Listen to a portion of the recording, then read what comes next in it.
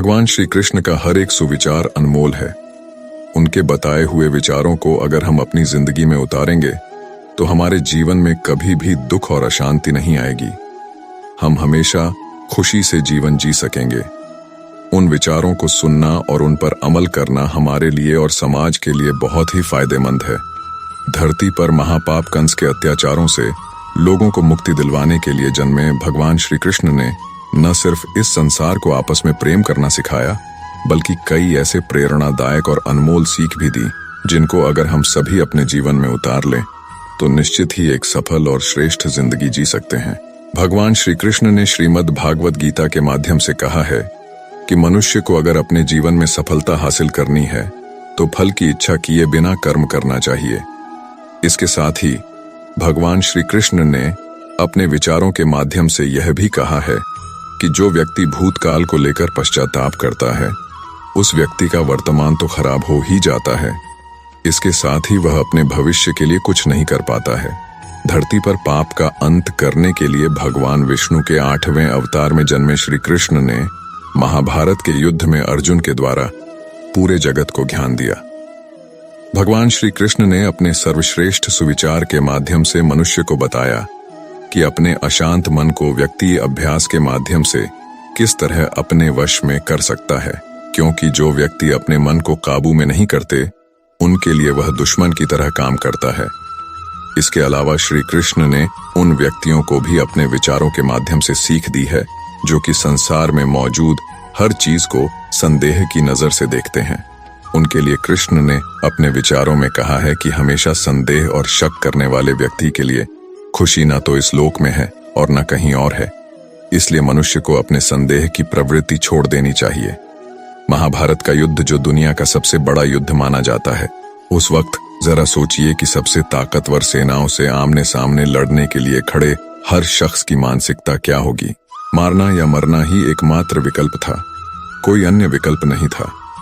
क्या आपको लगता है कि ऐसी परिस्थितियां और माहौल में ठंडे दिमाग से किसी से बात करना और मार्गदर्शन करना संभव है? ज्ञान की बातें कहना तो दूर, एक शब्द भी बोलना असंभव है। ऐसी परिस्थितियों में बात करने के लिए आपको अत्यधिक साहस, दृढ़ विश्वास, शांत दिमाग और शांत हृदय की आवश्यकता होती है, जो केवल परमेश्वर सर्वोपरि ही ऐसा कर सकते हैं। मुख्य बात यह है कि आपको जीवन में सबसे प्रतिकूल परिस्थितियों का सामना करना पड़ेगा। यह आपको विचारहीन, निशब्द और क्रियाहीन बना देगा। आपकी भावनाएं नियंत्रण से बाहर हो जाएंगी। चिंता और भय आपके जीवन में शीर्ष पर होगा। ऐसी स्थिति में आप क्या करते हैं? सबसे पहली और महत्वपूर्ण बात यह है कि अपनी भावनाओं को नियंत्रित करने का प्रयास कीजिए और प्रार्थना कीजिए। साहस जुटाए और अपने आप से बात कीजिए और यह सोचे कि यह समय भी गुजर जाएगा। अपने गुरु, शिक्षक या मित्र से बात करें जिस पर आपको पूरा भरोसा हो। अर्जुन ने भगवान कृष्ण से मदद मांगी, उसी तरह किसी संकट में मदद मांगने में कभी शर्म या डर महसूस ना करें। लेकिन आपको पता होना चाहिए कि किससे मदद मांगनी है। श्री कृष्ण कहते हैं, मोह एक ऐसी बुराई है जिसकी वजह से व्यक्ति सही गलत का अंतर नहीं समझ पाता है। मोह में फंसा व्यक्ति हमेशा अशांत ही रहता है। महाभारत में धृतराष्ट्र अपने पुत्र दुर्योधन के मोह में फंसे हुए थे। मोह की वजह से वह लगातार दुर्योधन की गलतियां नजरअंदाज करते रहे। इसका नतीजा यह हुआ कि पूरा कौरव वंश ही खत्म हो गया। जीवन में सुख शांति चाहते हैं तो अत्यधिक मोह से बचना चाहिए। मोह की वजह से ही जीवन में दुख आते हैं। मोह घर परिवार से हो सकता है, सफलता का मोह हो सकता है, सुख सुविधा और मान सम्मान का मोह हो सकता है। जहां मोह रहेगा वहां दुख तो अवश्य आएगा। मोह जब सफल होता है तो दुख मिलता है और जब असफल होता है तब भी दुख ही मिलता है। श्री कृष्ण कहते हैं, जब कोई मोह त्याग देता है तो उसे मेरी कृपा मिल जाती है। मोह रहित व्यक्ति परम आनंद प्राप्त करता है। इसलिए मोह का त्याग करना चाहिए और जो हमारे पास है उसी में संतुष्ट रहना चाहिए। ज्यादा पाने का मोह रहेगा तो दुख का बढ़ना तय है। जब कोई हमारे सुख दुख का कारण बन जाए तो हमें समझ लेना चाहिए कि हमने खुद ही उन्हें अपने दुख का कारण बनने के लिए आधार दिया है। कोई भी वस्तु, व्यक्ति या अवसर हमें तब तक दुखी या सुखी नहीं बना पाते जब तक हम उन वस्तुओं को, व्यक्तियों को या अवसरों को प्रभावित करने नहीं देते। यह भी एक सत्य है कि हमें दुख भी उन्हीं से होता है जिसे हम सबसे अधिक प्रेम करते हैं, क्योंकि उनके द्वारा की गई आलोचना या तिरस्कार हम सहन नहीं कर पाते। कभी कभी जरूरत से ज्यादा अपेक्षाएं रखना कहीं ना कहीं हमारे दुखों का कारण बन जाती है। हम दूसरों को देखकर भी दुखी हो उठते हैं। उसके पास इतना कुछ है, हमारे पास क्यों नहीं? इन सब बातों के कारण हम अपने आप को दुखी कर बैठते हैं। जो कुछ हमारे पास है उससे हम संतुष्ट नहीं होते। हम बिना पंख के ही उड़ना चाहते हैं। हमारे दुखों का मूल कारण अज्ञानता, आसक्ति, अभाव है। जो व्यक्ति इन 3 कारणों पर विजय पा लेता है वह कभी दुखी नहीं होता है। भगवान ने जो कुछ दिया है उसी को भगवान का प्रसाद मानकर अगर वह संतुष्ट रहता है तो दुनिया की कोई भी शक्ति उस व्यक्ति को दुखी नहीं कर सकती है। हमारे विचार ही तो हमें सुखी और दुखी बनाते हैं।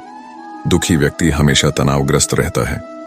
दुखी व्यक्ति न जाने कितनी बीमारियों का शिकार हो जाता है। जिस व्यक्ति के विचार हमेशा उसके अनुकूल है वह कभी दुखी नहीं होता है, लेकिन प्रतिकूल विचारों वाला व्यक्ति हमेशा दुखी रहता है। दुखी व्यक्ति अपने दुखों का कारण किसी वस्तु को देता है। व्यक्ति अपने मित्र को भी शत्रु मान बैठता है।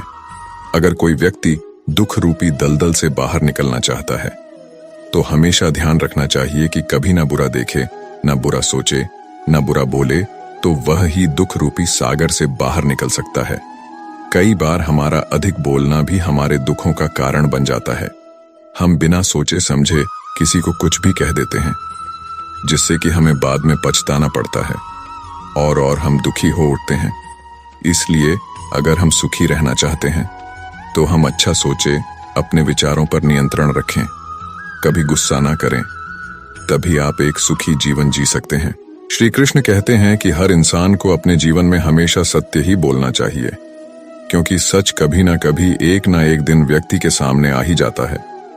इसलिए हर इंसान को सच का सहारा लेकर हर काम करना चाहिए। आज नहीं तो कल जीत हमेशा सच्चाई की ही होती है। सत्य बोलने से मनुष्य के जीवन में परेशानियां और क्लेश दूर होने लगते हैं और इससे भगवान भी प्रसन्न होते हैं। जिस इंसान में झूठ बोलने की और बात बात पर छल कपट करने की आदत होती है वह अपना जीवन खुद ही दुखों से भर लेता है। जो मनुष्य हमेशा ही सच का साथ देता है उसका जीवन सुख से भरा होता है। ऐसे मनुष्य के जीवन में परेशानियां और कलेश के लिए कोई जगह नहीं होती। और जो व्यक्ति किसी पर गुस्सा नहीं करता वह किस्मत वाला होता है, क्योंकि क्रोध एक चाल है जिसमें फंसने के बाद मनुष्य को अपने पराये अच्छे बुरे किसी का ख्याल नहीं रहता। इसलिए जो व्यक्ति हमेशा सत्य बोलता है उसे बात बात पर गुस्सा नहीं आता और अपने गुस्से पर भी नियंत्रण कर लेता है।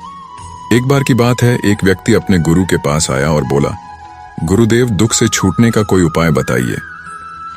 शिष्य ने थोड़े शब्दों में बहुत ही बड़ा प्रश्न किया था, दुखों की दुनिया में जीना, लेकिन उसी से मुक्ति का उपाय भी ढूंढना।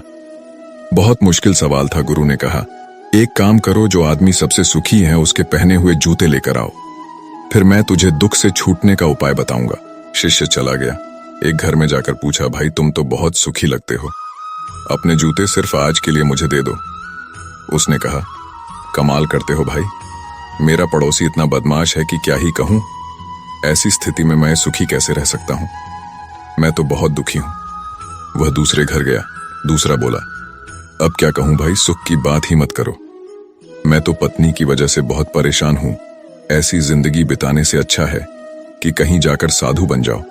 सूखी आदमी देखना चाहते हो तो किसी और के घर पर जाओ। वह तीसरे के घर गया, चौथे के घर गया, किसी की पत्नी के पास गया तो वह पति को क्रूर बताती, पति के पास गया तो वह पत्नी को दोषी ठहराता, पिता के पास गया तो पुत्र को बदमाश कहता, पुत्र के पास गया तो पिता की वजह से खुद को दुखी बताता। सैकड़ों हजारों घरों के चक्कर लगाया, सूखी आदमी के जूते मिलना तो दूर, खुद के ही जूते घिस गए। शाम को वह गुरु के पास गया और बोला, मैं तो घूमते घूमते परेशान हो गया, मुझे कोई भी सुखी आदमी नहीं मिला और ना ही सुखी आदमी के जूते। गुरु ने पूछा, लोग क्यों दुखी हैं, उन्हें किस बात का दुख है? उसने कहा, किसी का पड़ोसी खराब है, कोई पत्नी से परेशान, कोई पति से दुखी तो कोई पुत्र से परेशान। आज हर आदमी दूसरे आदमी के कारण दुख भोग रहा है। गुरु ने बताया, सुख का सूत्र है दूसरों की ओर नहीं बल्कि अपनी ओर देखो, खुद में झांको, खुद की काबिलियत पर गौर करो, प्रतिस्पर्धा करनी है तो खुद से करो, दूसरों से नहीं।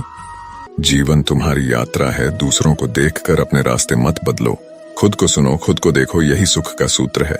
शिष्य बोला, महाराज बात तो आपकी सत्य है, लेकिन यही आप मुझे सुबह भी बता सकते थे, फिर इतनी परिक्रमा क्यों करवाई? गुरु ने कहा, वत्स, सत्य कठिन से प्राप्त होता है, वह सीधा नहीं पचता। अगर मैं यह बात सुबह बता देता तो यह बात तुम मानने से इनकार कर देते। जब स्वयं अनुभव कर लिया, सबकी परिक्रमा कर ली, सबके चक्कर लगा लिए, तो बात समझ में आ गई। अब यह बात तुम जीवन में कभी नहीं भूलोगे। दोस्तों, इस वीडियो में बस इतना ही, मिलते हैं अगले वीडियो में। अपना ख्याल रखिएगा। जय श्री राधे कृष्णा। वीडियो अच्छी लगी हो तो वीडियो को लाइक और चैनल को सब्सक्राइब जरूर करें। धन्यवाद।